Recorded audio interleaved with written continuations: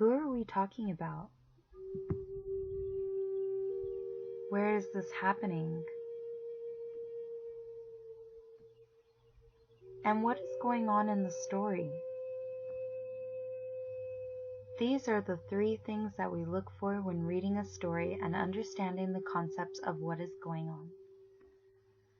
In the beginning of a story, we would usually start off with a main character. A character can enter a story and either be a boy, a girl,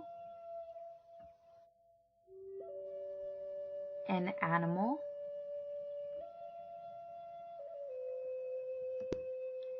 made-up creatures,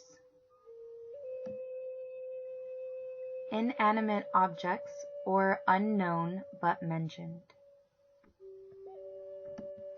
Characters typically will have a name along with a description. The description will give you a clear visual of what they look like or maybe their personality. For example, there once was a wolf whose eyes had burned with a fierce hunger. Her fur had a gray complexion that looked as sharp as steel, and fangs that filled its mouth. We now have a clear representation of what the wolf looks like. The next thing we look for is the setting. Where is the wolf in this story? We can imagine a setting in which the wolf is wandering the woods, so we begin to describe what the trees look like. The trees were tall and reached the sky where you could not see any skylight. It was dark in the midst of night,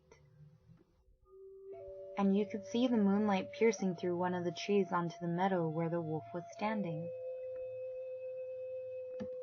The meadow was filled with yellow flowers that had just bloomed in the spring. Now the next and most important thing are the major events in the story. We already have the character, which is the wolf. We have our setting, which is in the woods. And now we need to know why the wolf was wandering the woods.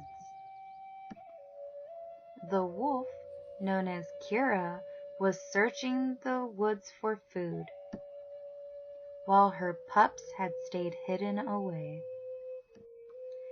Since we have figured out who and where the character was, it was easier to follow what happened and better understand the story.